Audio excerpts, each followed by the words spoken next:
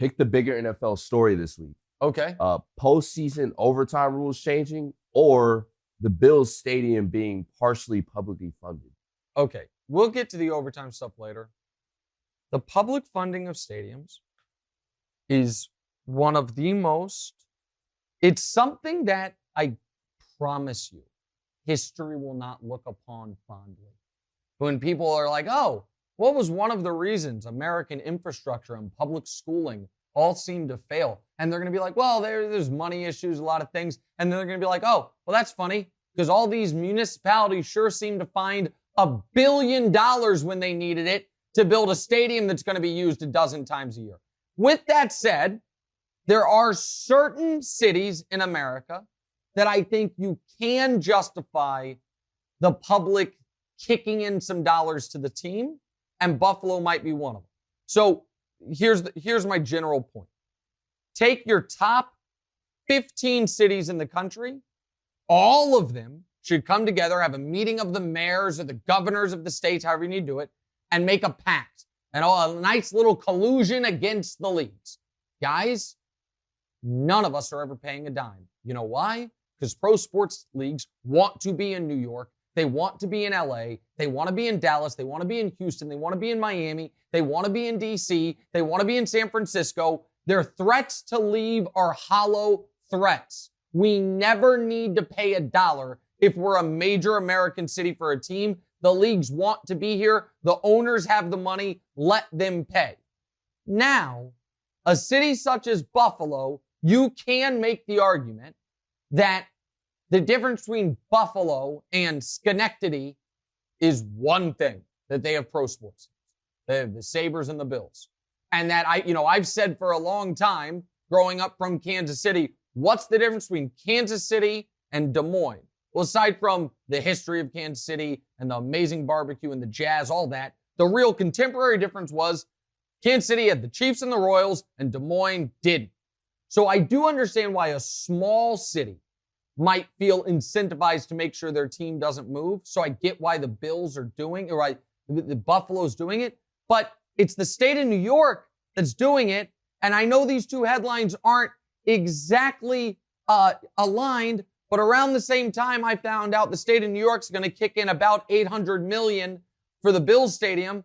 I read in the New York Times, our new governor say there's about an $850 million New York State public school shortfall. It kind of pissed me off, to be totally honest. But if you're Buffalo, if you're Green Bay, if you're a small city that is kind of just happy to have a team, I get why you might want to make sure the team never leaves. But big cities should never pay $1 to these leagues. They get tricked by them. They're never leaving. Pro sports leagues are never leaving New York or LA or the cities I mentioned. They want to be there, so don't get tricked into it. Speaking of the Chiefs, looks like we're going to talk about them for a moment. Speaking of stadiums, yeah. Is it possible that the Chiefs end up leaving Arrowhead? Okay. So listen, Arrowhead Stadium is loud and it's a fine stadium. It's not state of the art, but it's fine. It also is in the middle of nowhere. It is 30 minutes from downtown Kansas City. The closest restaurant to Arrowhead or Kaufman is a Taco Bell. The closest hotel is a Drury Inn. And then there's an indoor water park over there that I think we had your Cocoa Keys. Cocoa Keys. Yeah. I think we had a birthday there once upon a time. Yeah, water tasted horrible. Yeah, I mean, I shouldn't be tasting the water. Dude, you shouldn't have. But can I also say props to you and me, man? What a come up. We used to do birthday parties at Cocoa Keys at a terrible hotel in Raytown, Missouri. Look at us now, buddy. Come on. I mean, that's a true story. But the point is, Arrowhead's not ideal. It's not an ideal location. The reason the idea of the Chiefs leaving touches a tendon for me is there was a rumor they might cross state lines into Kansas. The Kansas City Chiefs are Kansas City, Missouri's team. And there is a big difference between being from Missouri and being from Kansas.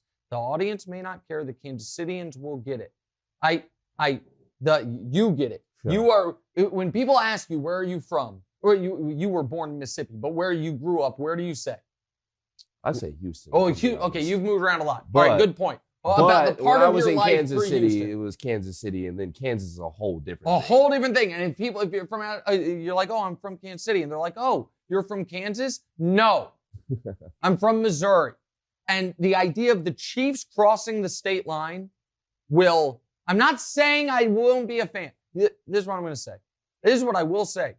If the Chiefs move to Kansas, my fandom ends when Patrick Mahomes retires. That's it. I'm just telling you, when Patrick Mahomes retires, I'm out. If they move to Kansas.